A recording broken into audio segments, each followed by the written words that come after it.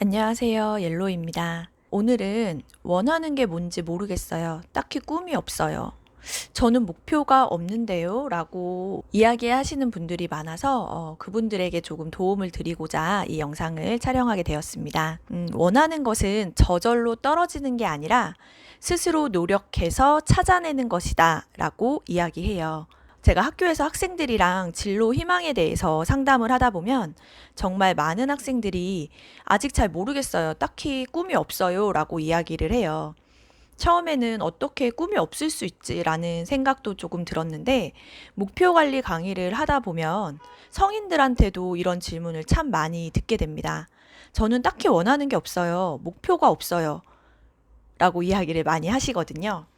예전에 제가 보물지도 만들기 특강을 진행한 적이 있는데, 내가 원하는 거, 갖고 싶은 거, 가고 싶은 곳, 되고 싶은 거, 이런 사진을 가지고 와서 지도를 만드는 그런 특강이었어요.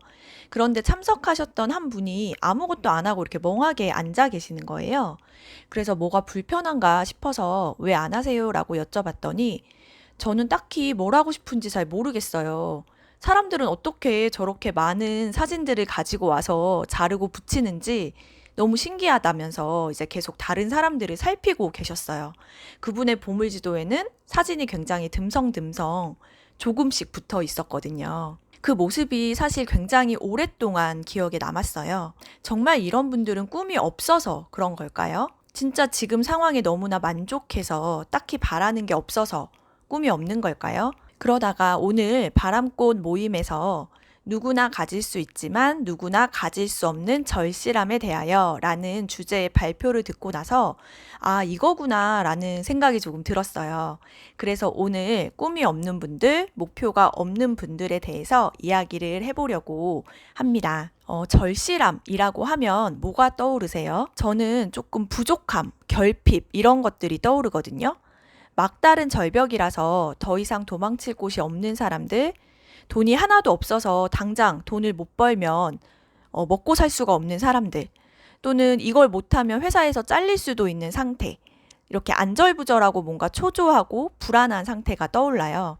그래서 되게 죽기 살기로 땀 흘리고 열심히 노력하는 이런 모습이 떠오르는데, 저도 8년 전에 자기계발 처음 이제 막 시작했을 때 책을 읽으면 자살을 결심할 정도로 굉장히 힘든 상태, 뭐 회사가 망하고 몸이 너무 아파서 죽을 정도로 힘든 그런 상태에서 저자들이 이런 고난을 겪으면서 깨달아가는 그런 성공 스토리가 굉장히 많았어요. 그래서 성공하려면 이렇게 힘든 고난을 겪어야 하는 건가?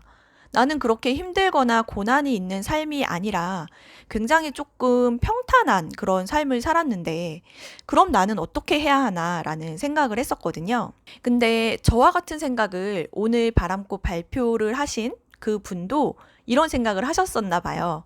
그래서 나는 절실함이 그닥 없는데 그럼 나는 성공을 못하나? 라는 생각을 하면서 이 주제를 발표 주제로 잡으셨다고 하셨어요. 세상을 바꾸는 힘, 절실함이란 책에서는 절실함에는 크게 두 가지 정의가 있다고 이야기를 해요. 매우 시급하고 기묘한 상태, 두 번째는 느낌이나 생각이 뼈저리게 강렬한 상태. 사실 지금까지 제가 떠올리고 있던 절실함은 1번 정의에 더 가까웠는데, 하지만 2번의 정의가 보다 절실함에 가깝다고 이 책의 저자는 이야기를 해요.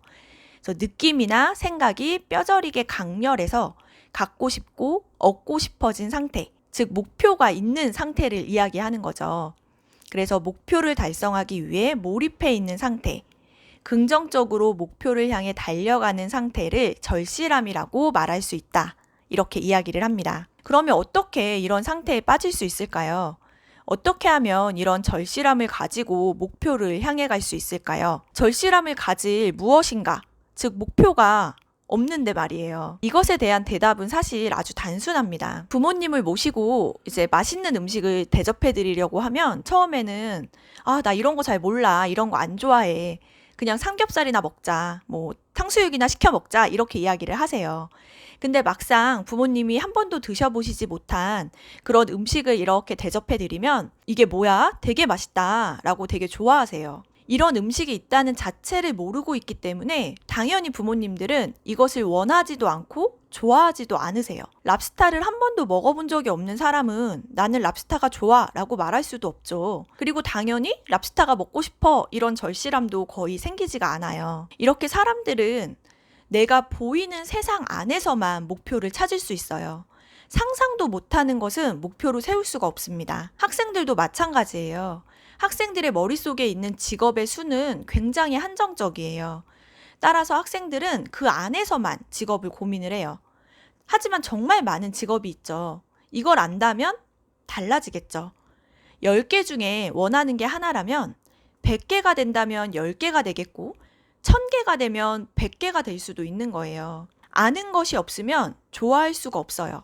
원할 수도 없습니다. 따라서 목표를 찾기 위해서는 고민하고 생각하고 찾아보고 행동해 봐야 하는 거예요. 이런 것도 먹어보고 저런 것도 먹어보고 많이 먹어봐야 진짜 내 입맛에 맞는 것을 찾을 수 있게 되잖아요.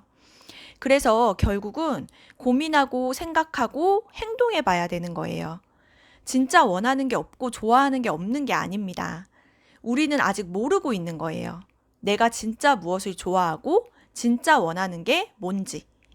모르는 것을 없다고 착각하고 있는 것 뿐이죠. 어릴 때부터 한 곳에서만 이렇게 쭉 사신 분들이 계시잖아요. 이사를 거의 다니지 않으시는 분들. 이런 분들은 보통 그 집이 가장 좋다고 많이 생각하세요. 교통도 되게 불편하고 오래된 집이라 낡았는데도 그렇게 얘기를 하세요. 왜 그러냐면 너무 편안하기 때문이죠.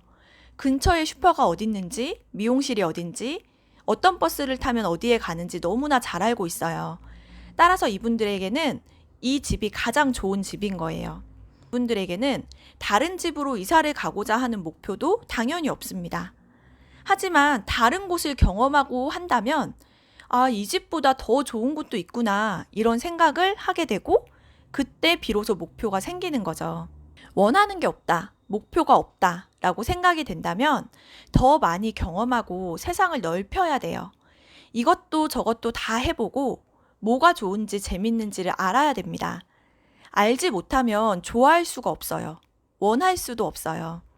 이때 원하는 거, 목표 이런 것을 너무 욕심이랑 결부시킬 필요는 없어요. 그냥 내가 좋아하는 거, 내가 즐기고 싶은 거, 내가 원하는 걸 하는 게 목표거든요. 저는 춤이라고는 전혀 몰랐어요. 전혀 춤을 춰본 적도 없죠. 근데 제가 3년이나 탱고를 배우고 있고 지금은 탱고가 너무 재밌어. 나는 탱고가 너무 좋아. 이렇게 외치게 됐어요. 이렇게 됐던 이유는 탱고를 시작했기 때문이에요. 제가 탱고를 해봤기 때문에 재밌다는 걸 알게 된 거예요. 탱고를 해보지 않았다면 당연히 재밌다는 것도 몰랐을 테고 사실은 내가 이런 것을 좋아한다는 것도 몰랐겠죠. 절대로. 원하는 게 없어요. 목표가 없어요. 아니에요. 분명 본인들이 좋아하고 원하는 무엇인가가 있을 거예요. 단지 아직 찾지 못했을 뿐이에요. 나가서 한번 찾아보세요. 경험을 해보세요. 여러분만의 꿈을 찾을 수 있게 되길 진심으로 응원합니다. 감사합니다.